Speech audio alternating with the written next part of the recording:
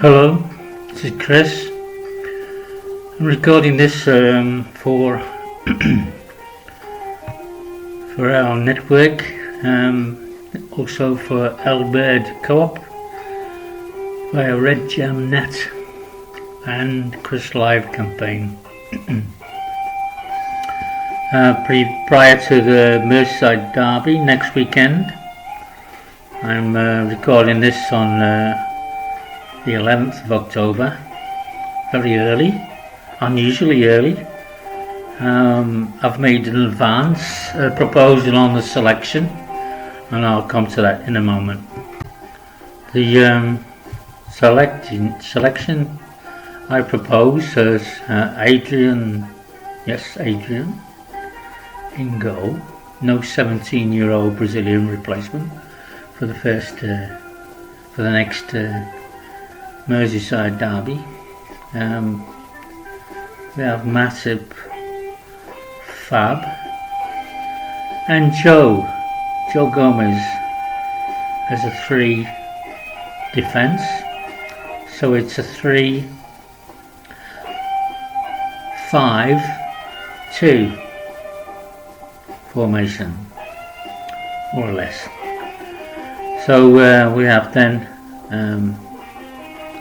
Nico on the right, wing half, Robbo on the left wing half, Thiago in front of the defence, Hendo and Gini filling the midfield, and main man Mane, and inform Mo Salah as our twin strikers. Very mobile twin strikers, I would say. They're more than strikers. Okay, so to explain, in my opinion, and it's my opinion of course, this is a proposal, not a prediction, because I doubt if this will happen, but this is what I believe should happen. Adrian should play in Alisson's absence. Apart from a very important error at the beginning of the Villa game, it's not forgotten. But apart from that, I don't think he did a lot wrong in the game. The goals, he couldn't have done a lot about, because at least half the team made very bad errors that led to this extremely bad result, the worst league defeat since 1963.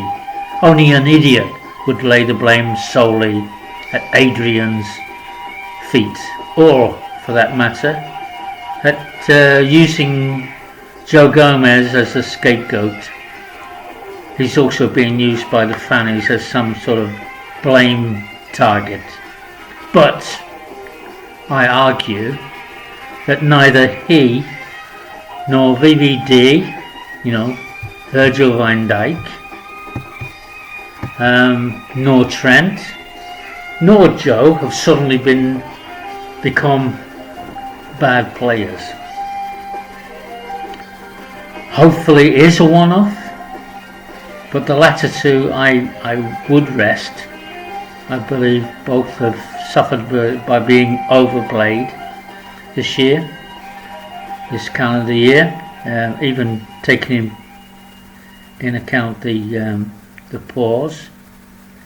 Both look a little bit jaded, in my opinion, and played a lot of games this year.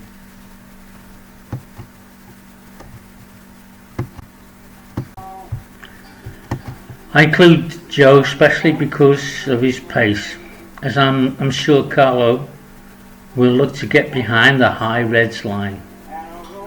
I don't see any reason for changing dramatically the way of playing. There's nothing wrong in this method, the high line, as people call it. When I was a kid playing football, I was captain of our local team and always used to push our team up into the opponent's half. It just made sense to me, it was logical. If you're playing in the other team's half, you've got more chance of scoring and they've got less chance of winning if you're in their half. As long as the whole team works it, what we call hounding the opponents. It's now called counter press or whatever. Blah blah blah. Yeah, for me, Matip comes in because he's been he's had a rest. He's been out. He should be fresh, hopefully ready to play. In Van Dijk's absence, and I play Fab deeper as a virtual centre back to protect our goal. So the three of them should, between them, be able to cope with anything the Evertonians throw at them. Even though the Evertonians have been in good form so far, they're top currently of the league according to results, but they haven't played the Reds yet, and that's the point. So then I choose Nico to replace Trent on the right flank, who's half wing half. I don't call them fullbacks; they're wing halves. They play as much in their opponent's half as they do in the defensive half. So how can you call them fullbacks? Fullback doesn't work. They're halfbacks or wing halves, I would call them, because they're playing virtually on the wing all game. Neko, I think, may be able to add a little bit more defensive cover, but probably would then be relieved by Trent. I would like to see Nico give his all and, if you like, exhaust himself on the wing, and then Trent take over in the second half, as subs are allowed. Yeah, I fill the midfield with Thiago. Makes sense to give him his first start, I think. With no fans in there, it's all about technique now, method and play. It's more like a training game. All these games are more like training games because the atmosphere is not burning into the players. It's more calculated game.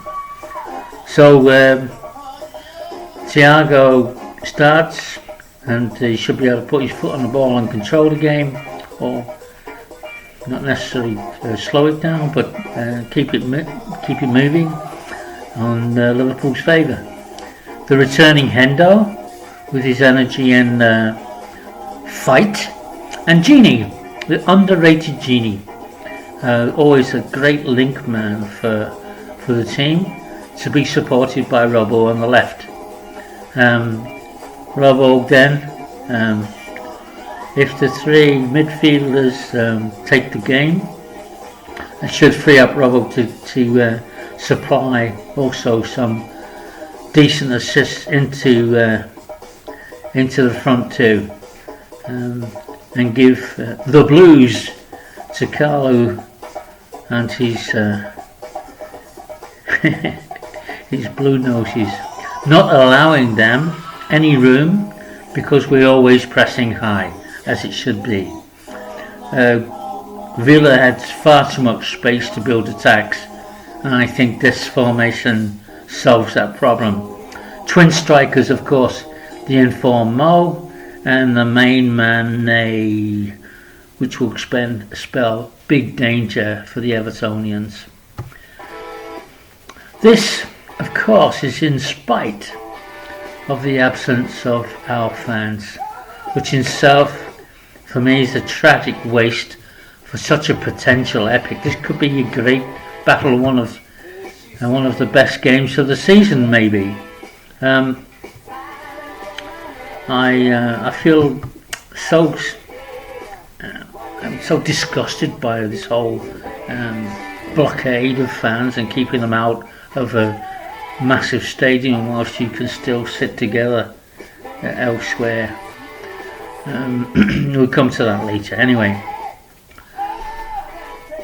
Trent and VVD can join the fray in the second half, and perhaps also Millie to replace the hard-worked Hendo or Genie around 60 minutes. Trent perhaps coming on for Nico, and Van Dijk perhaps for Matip or Joe, depending on how the game's going. Jota, well, we'll see what's necessary, but I don't see how Mo seems to be off for every game, and he's had time to recuperate, hopefully. And Mane, after being wrongfully excluded from games with the bogus corona bullshit, I'm sure will be itching to put one over on the Blue Noses. So, that's the predicted lineup, or sorry, not predicted, the proposed lineup I would like to see start the game. Now we come to True Rebel Red, October. The hunt for Reds in October, yeah, to rephrase the title of a famous film. I mean, this karma virus is affecting everyone. It's about life. This is not politics, and people don't like to talk about this because they consider this discussion politics, but it's affecting us. It's affecting football. It's affecting everything in our social life. And if you think that's not important, then you really shouldn't be supporting Liverpool, because Liverpool and football should be a big part of our lives. And why not? Shanks said it's much more important than that. Well, who says? Who makes the rules? I don't think Jurgen Klopp has got any right to say that it's not as important as anything. I know a lot of people, the first thing they think about when they wake up is the team and what's going to happen and the results. And the results going forward, the first thing they remark upon on social media is how the game's going. And they even want to talk about the opponents. I don't believe in that, but it's a big thing. It's exaggerated, right? These are bogus tests. They're producing fake results to spread fear for the coming winter. And there's always usual ailments in winter, which will obviously cause problems for the elderly and the weak and the sick. And every single one is it seems like every person that is sick or attends a hospital is being listed as corona automatically.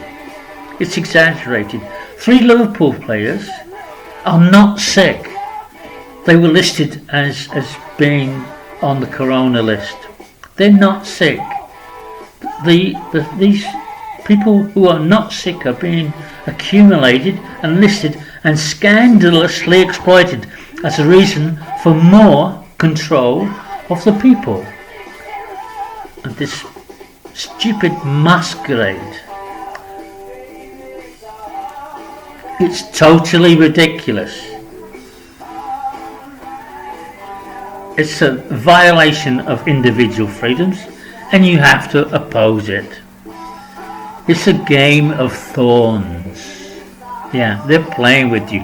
Wherever this came from, whether it was man-made, whether it was a CIA plot, or whether it was a result of the pollution that the people have made through abusing this planet and pouring poison into the air, which has caused this virus. But it's no more dangerous than you going out in the traffic. Statistically, you're more likely to be run over or killed in traffic accident or travelling than you are by, if you're a normally fit person, than you are by this so-called virus. Anyway, this production is coming through me, Chris, and we are now approaching a network through the LbiRDco-op and via the REdGEMnet, linking around almost 300 social media groups, which links, we estimate, it's estimated 3 million